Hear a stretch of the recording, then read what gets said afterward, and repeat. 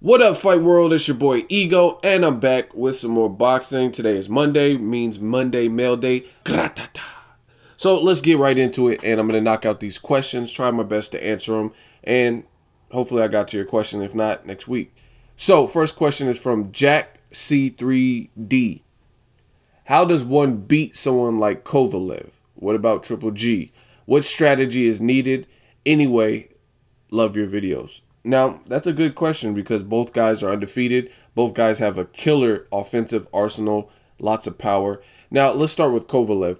And actually, some of the things I'm going to say can apply for both. So, before you even get to a strategy, in my opinion, I think there's going to need to be certain intangibles, certain attributes that the fighter possesses, not even just game plan or strategy. One being a chin. You have to have a chin with those guys because if they can hurt you and you have a flimsy suspect chin, then I don't see how you could beat them, right? That's one thing. So at least a durable, sturdy chin. Good conditioning would not be a bad idea when you're going in against massive punchers, especially a guy like Triple G who likes to abuse the body.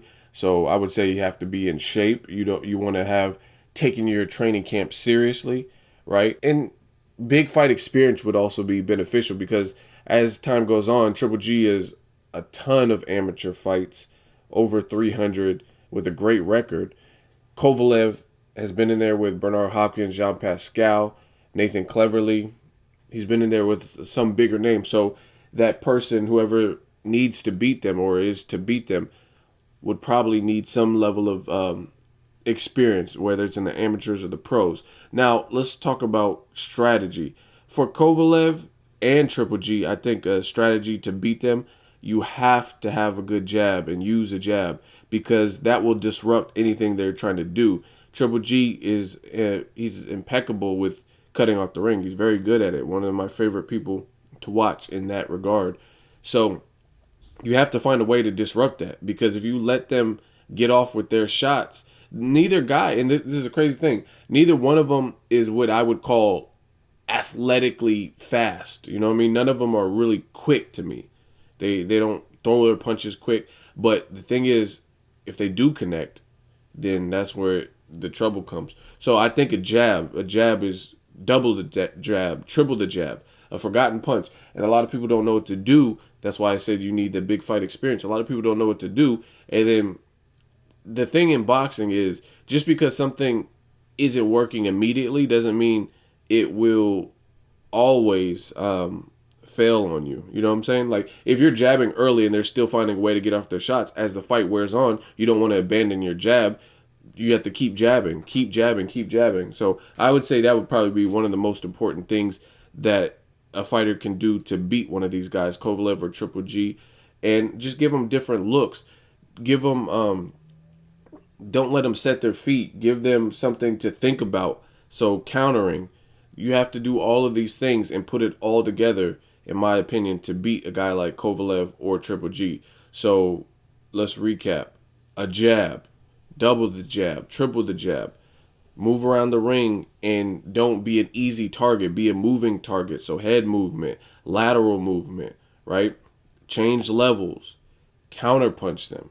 You can't, that's why if you have power of your own, it'd be very beneficial because they'll know that stalking you predator style, they have something to worry about. Because if they don't have anything to worry about, it's going to be hard to beat them if they're not worried about. And then the last thing I would say is probably like timing. Just get their timing down and try your best to ward them off with everything else I said plus that. Next question is from Eric Shipman. Boxing Ego. Why are people mad about Floyd versus Berto when Floyd just came off of the biggest win of his career over the guy people said he was ducking and running from? Now, I'm going to make a separate video about this. I've just been doing other things. Bottom line, Floyd is held to a different standard. You can say whatever bullshit you want, but that's basically what it is. You could say, oh, it's because he says he's TBE. But, I mean, realistically, you're supposed to have confidence. This is the fight game. This is what I never understood. People get mad when a fighter has confidence. Who cares? Like, try being a fighter and having no self-esteem. I think I could beat Triple G, but I'm not sure if I can. Like, it doesn't work.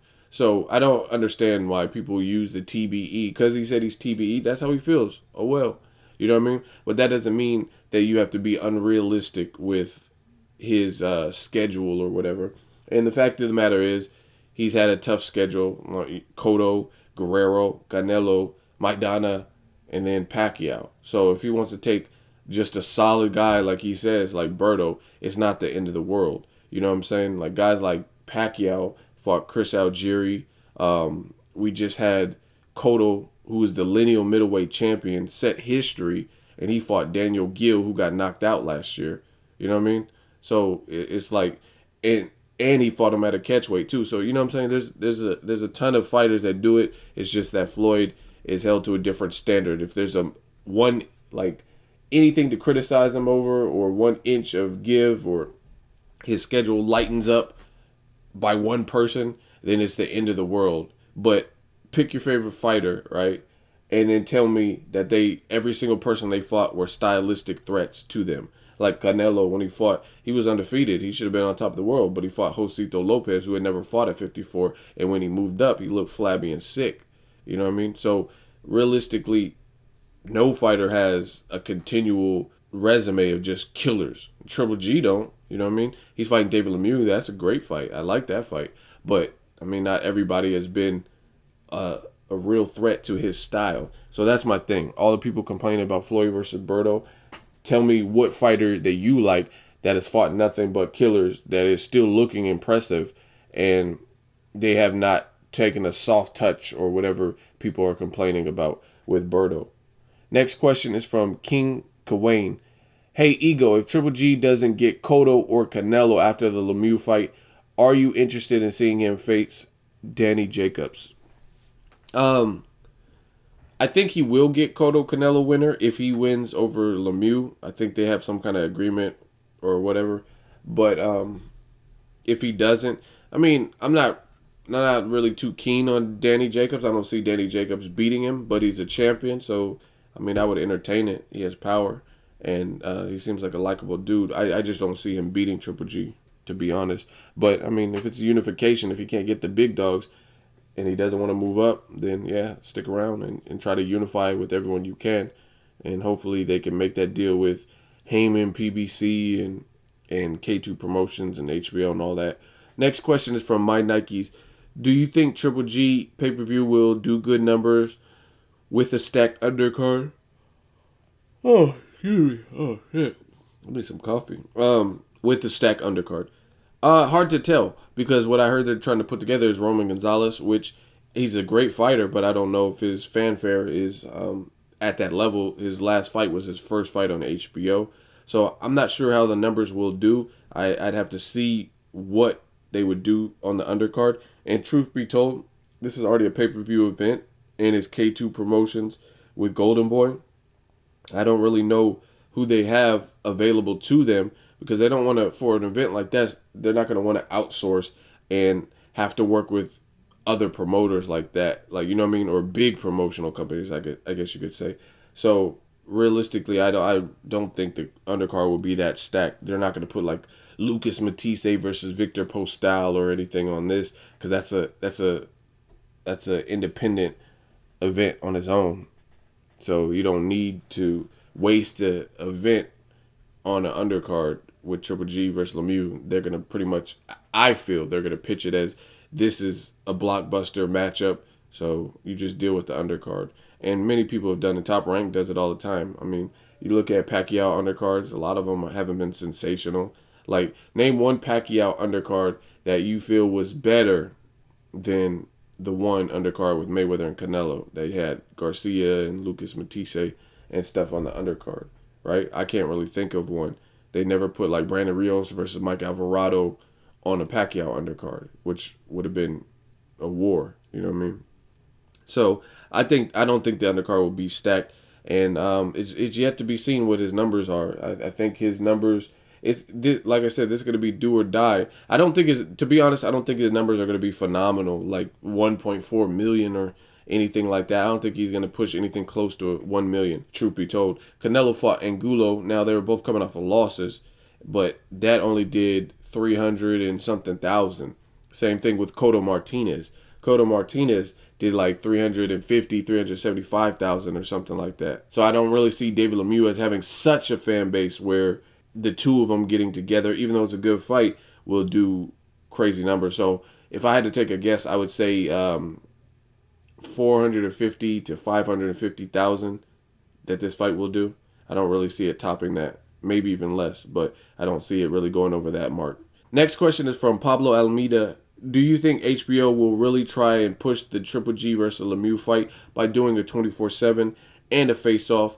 Also, what pay-per-view numbers do you think the fight will do with or without the promotional help from HBO? HBO, to answer the second part of your question, HBO will give them promotional help because this is their baby too. It's not just Golden Boy and K2 Promotions problem. This is an HBO pay-per-view. So I don't think it's you said with or without. It's not going to be without HBO's help because they're vested into this too, and they stand to lose money or not get good ratings by what they put on. So they're going to do their part, in my opinion. So I think we will get a 24/7. I mean, it would be dumb not to do a 24/7. I would do a face-off too if I was HBO. So HBO, if you're listening, do a face-off. That's what you gotta do, something, baby. That's what we want to see. Do a face-off. Do a 24/7. At the very least, they'll probably do a road to Triple G versus Lemieux type of shorter special. I don't know what their budget is or their production. You know what I mean? Because the fact that this is on pay-per-view might have taken up some of the budget. You know what I mean? Because the fighters are gonna want a pretty pity on the main event, things like that. But I think we will get some HBO productions. I would say hopefully a face-off. A 24/7 is likely, but at the very least, a road to Triple G versus Lemieux. But yeah, this is HBO's problem too. So they're gonna have to do their part to promote it to make sure it's successful. Next question is from Hadhai Arkham. Who do you think Khan is likely to fight next? And I have another question, a Khan question. It says, Rim Legit. What do you think of Khan versus Guerrero if it happens in December? Now, I was a huge fan of the Khan versus Guerrero fight. I don't know. Basically, Guerrero struggled against a non-puncher with 4 KOs, which is very concerning. Nonetheless, Guerrero puts on entertaining fights. He's a warrior. He has a chin. So, I don't know. But I think based on the fact that they both struggled in their last fight and Guerrero got dropped by a guy with 4 knockouts is concerning. So, it lessened that fight a bit for me. But I would still watch it. I just don't think it's as big of a statement fight as it would have been if Khan fought him maybe before Keith Thurman, before he got dropped by a guy with 4 knockouts and Aaron Martinez, something like that. So, again, I would entertain it based on the style matchup. But Khan does good with southpaws. Robert Guerrero is a southpaw. And the fact that he got floored in his last fight by a guy with minimal punching power, I really don't know where Guerrero is at this point of his career. So it's a fight I would watch, but it would have been better before all of that, in my opinion. And I don't think it's the statement type of style fight where Khan will get a Mayweather. You know what I'm saying? Like, Khan keeps saying he wants the big fights. I don't think fighting Guerrero at this point, based on his last 2 performances and the loss to Mayweather, I don't think Guerrero is in the realm of guys that'll get you a lot of spotlight for beating them, if that makes sense. And then the first question, who do you think Khan is likely to fight next? I really don't know who he's likely to fight next. I could tell you some people I would love to see him fight next, because I haven't really heard anything other than he wants to fight Mayweather, and according to reports, Mayweather's team ruled out Khan. So I don't know who he's likely to fight, but I guess he's not in the Mayweather contention anymore. So I'll tell you who I would love to see him fight. Kell Brook, number 1.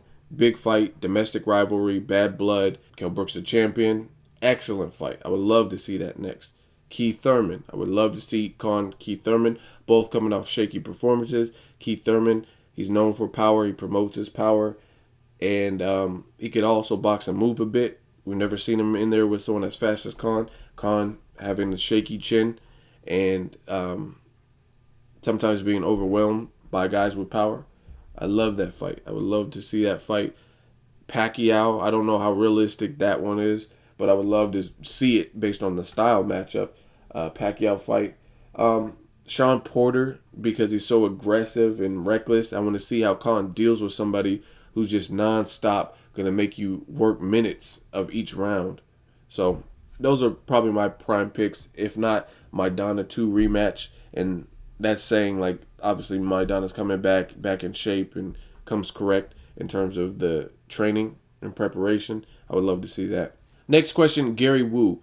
What do you think about Demetrius Andrade? Why hasn't he fought anybody? Where would you rank him in the 154-pound division? When you're saying he hasn't fought anybody, I think you're referring to why hasn't he fought in a while, like as opposed to he ain't beat nobody, because he obviously has the Vanes Matarosen win, he became a champion. But his resume is light. The Vanes Matarosen, obviously the best fight.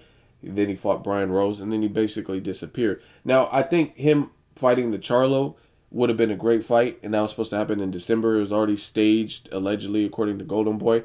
And due to the monetary, the back-end stuff, Demetrius Andrade felt he was getting a raw deal and pulled out of the fight. So I think that really backfired on him. A lot of people kind of like, oh, they were looking forward to that fight. Like, oh, this is a great step up. Two good young fighters. And the fact that happened, I think it backfired. Now, he was doing it for his own reasons. He had his reasons. And I understand his reasons. But boxing, a lot of fans are just cut and dry. And the fact that he pulled out didn't look good, right?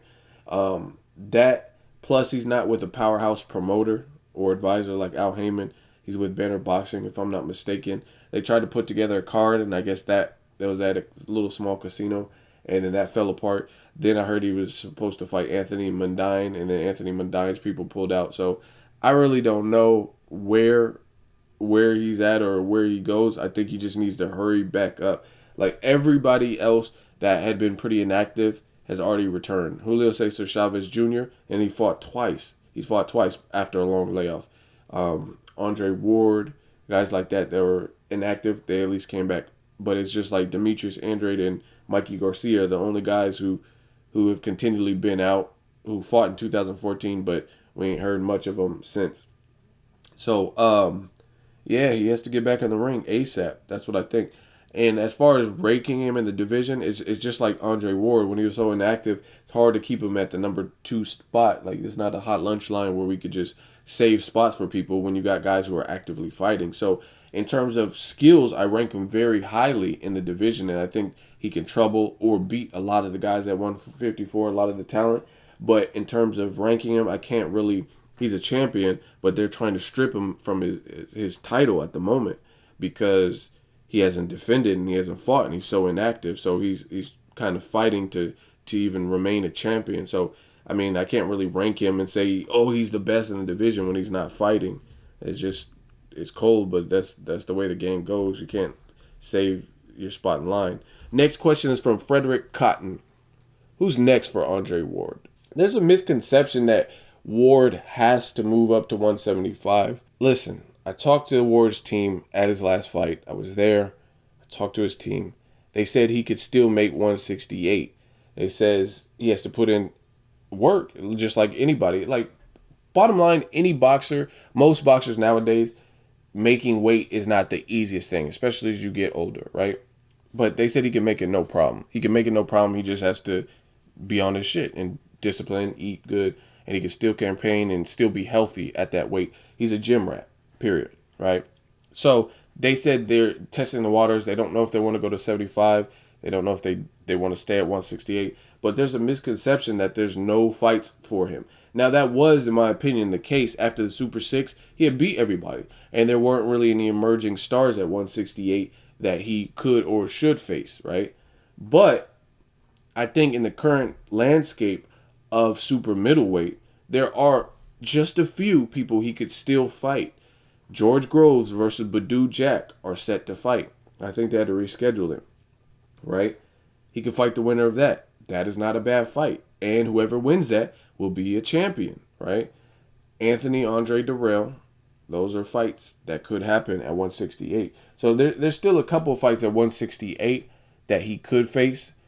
If not, then he should move up to 175 if he's not going to fight none of those people. But I think he might, I don't know. He said he has to do more tune-ups at one point, or his team did. So maybe something like that. But I would love to see Badou Jack, George Grove winner versus Andre Ward. something like that would be good. You also have James DeGale. Put it together. Make the. I mean, that's a championship level fight with two champions. So those are my picks of what should be next for Andre Ward. It's just up to him and his team. I don't know if they want to take another light touch because he's been inactive so long and just fought. If not, jump right into it with the George Groves, Badou Jack, or a James DeGale type of fight. Next question, Sai Ali. How do boxers put on muscles without lifting heavy weights? Now, the answer to that is pretty basic. Boxers, what they do is an overall workout. Like it's a full body workout, I guess you could say. And like the cardio, running and jogging and treadmills and stuff like that, that's going to already keep you lean. So that's why a lot of guys are vascular and muscular, because they don't have much fat on them, because they're getting their cardio in. A lot of what they do is cardio, right? So that'll strip away fat. Then you have to look at the drills that most boxers do. Some people hit tires with sledgehammers. That's not lifting weights, but it still takes a lot of energy and it takes muscle. Flipping tires, punching bag. That's a lot of, like, if you think about it, look at the motion. Hitting a solid bag that's filled, right? And repeatedly doing that. That's, of course, why you see a lot of boxers, their arms are cut up. Some boxers do pull-ups and push-ups and just things like that. So their workouts are pretty basic. It's not necessarily they're not doing things for mass, but it's inevitable that you'll get muscles from the workouts that they do, because they still are full body. A lot of them are full body workouts, and a lot of them require your muscles. Like, you know what I mean? You can't hit a tire with a sledgehammer without using your biceps and triceps. You can't do pull-ups and push-ups without using your chest and your triceps. So their exercises and their regimen are very inclusive of the muscles that people see. You know what I mean? Like chest, tricep, bicep, and stuff like that. So that's why you see guys are muscular without, they don't have to lift heavy. They can do little drills, or even if you see the drills that they do with the small dumbbells, and then they're just punching with it. Mayweather does it all the time. So all of that, it isolates your muscles. You're incorporating all the muscle groups in these type of boxing workouts and routines. So it's easy to still get muscular without lifting heavy. And that's a misconception. People think on some pumping iron, like, yeah, what are you doing? I get the sensation of calming day and night. Like, you don't have to lift heavy to, that's like some bodybuilding. Like, when I was, like, I gotta get back in the gym, but when I was in the gym, I didn't even really lift. Every single weight that I lifted wasn't heavy. Like, I can lift some heavy weight, but I didn't do it because it's bad for your joints and stuff like that. So that's a misconception that you have to lift heavy. You know what I mean? You don't have to lift heavy. Like, ultimately, if you want to get jacked and ripped and, like, huge, then that's the way to go. But you could get in very good shape. Like, a lot, if you look at Hollywood, when you see guys like Wolverine and stuff, now there might be isolated like chest presses or bench press or something like that where they're lifting pretty heavy, but a lot of that they do like supersets and supinated curls and just different things like that. And it's not all about lifting heavy, but like movies and Hollywood has painted a picture where in order to get in shape, you have to be lifting huge, massive amounts of weights. Now, it just depends on your goals, what you're expecting to gain, and like what you want. But you don't have to lift nothing but the heaviest muscles. Like, if somebody was curling 45-pound dumbbells, that's not the most that, you know what I mean? It's not what Ronnie Coleman is curling. But at the same time, you can get pretty buff from that. And then last thing with that is you got to keep in mind these boxers have been doing it since a young age for most of them. So they're already like, it's like years of repetition, and their bodies are already kind of used to, and like they've built a good foundation from constantly being in silver gloves and golden gloves tournaments and traveling and eating discipline. And that's another thing. That's the last thing. nutrition is a huge part of it. And a lot of these guys, when they're at least in training camps, they're eating right. So that all of those things, drinking water, eating right, the routines that they do, it all encompasses your muscles, and that's why a lot of guys look muscular without having to bench press 400 pounds and stuff like that. And the last question is from Justin Clark. Who do you think Pacquiao should fight on his return? Now, Top Rank Bob Arum, he said he's not going to put him in with the soft touch. He's going to put him in. So my bid would be a guy like Lucas Matisse or Terrence Crawford. I love those fights. I think those are good fights. Maidana, if he can get in shape. And we're talking about 147. Khan. These are all good fights, and I would be down for each and every one of those types of fights in Pacquiao's return. So that wraps it up. Let me know what you guys think and how I did this week. Make sure you like my video. I will have more questions next week. As always, hate, comment, and subscribe. Till next video is Ego signing off.